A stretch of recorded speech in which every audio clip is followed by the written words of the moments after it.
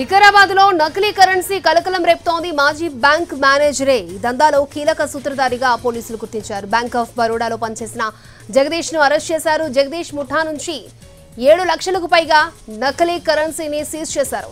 1.3 నిష్పత్తిలో కరెన్సీ చలామణి చేస్తున్నారు ముఠా సభ్యులు. పెట్రోల్ బంకులు, మాల్సే టార్గెట్ గా నకిలీ కరెన్సీ మార్పు చేస్తున్నారు.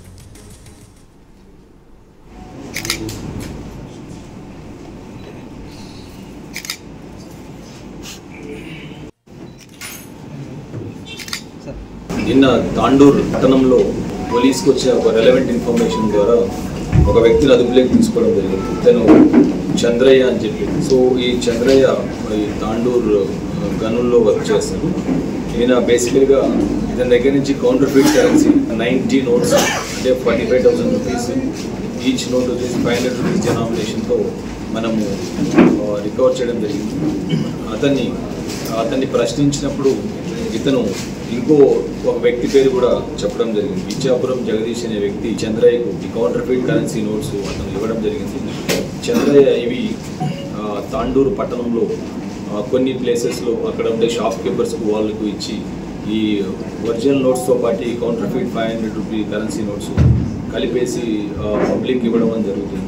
వీర వెంకటరమణ అని చెప్పేసి అతని పేరు చెప్పడం. ఇచ్చాపురం జగదీష్ వచ్చి ప్రాపర్ వచ్చేసి మనకు విజయనగరం డిస్టిక్. ఇంతకుముందు బ్యాంక్ ఆఫ్ బరోడాలో ఇతను ఎంప్లాయీ.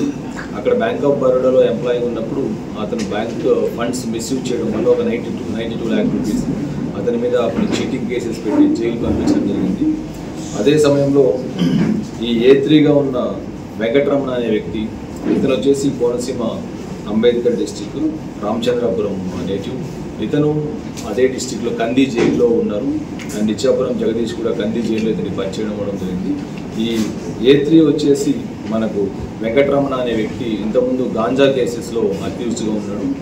ఈ అల్లూరు సీతారామరాజు డిస్టిక్లో ప్లస్ ఇక్కడ జగదీష్లో అండ్ జహీరాబాద్ ఏరియాలో కూడా ఇతని మీద ganja cases plus counterfeit currency cases ఉన్నాయి. అక్కడి నుంచి ఈ కంప్యూటర్స్, ప్రింటర్స్ ఏదైతే ఈ ఫేక్ నోట్ కరెన్సీకి తయారు చేయడానికి వాడతారు అవన్నీ కూడా సీజ్ చేయడంలో చాలా బాగా ఈ వర్కౌట్ చేసి అండ్ వీటిని ఇన్ఫర్మేషన్ చాలా సీక్రెట్గా సంపాదించి ఈ వర్కౌట్ చేయడం చాలా బాగా చేశారు. అండ్ ఈ నలుగురు అరెస్ట్లో కూడా DSP సూపర్విజన్